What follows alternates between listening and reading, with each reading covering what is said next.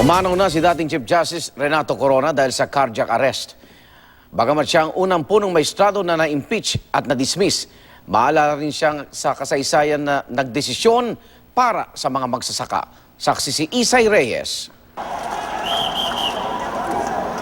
Sa mga malapit sa kanya, ang pagpapaalam sa Supreme Court na marahil ang pinakamadilim na bahagi ng legal career ni dating Chief Justice Renato Corona.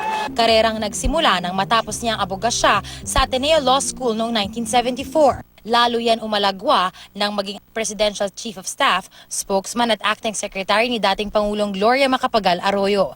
2002 naman siya naging Supreme Court Justice at naging Chief Justice noong 2010. Pero inimpeach siya ng Kamara at tuluyang inalis sa pwesto ng Senado sa botong 23. Matapos ang mahigit 4 na buwang impeachment trial dahil sa hindi niya pagdeklara ng ilang yaman sa kanyang Statement of Assets, Liabilities and Net Worth. Kanina, sa edad na 67, tuluyan nang namaalam ang dating punong maestrado matapos ma-cardiac arrest.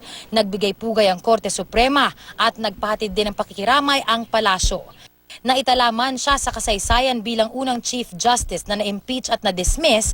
Para sa mga magsaka, partikular ng Hacienda Luisita, maaalala si Corona at ang pinamunuan niyang Korte Suprema sa makasaysayan nilang desisyon para ipamahagi ang lupa ng Hacienda. Desisyong tumapos sa mahigit 4 na dekadang paghihintay sa lupa,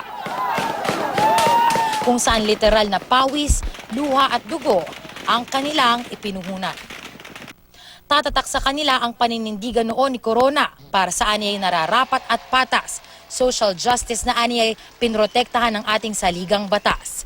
Ako si Isay Reyes, ang inyong saksi.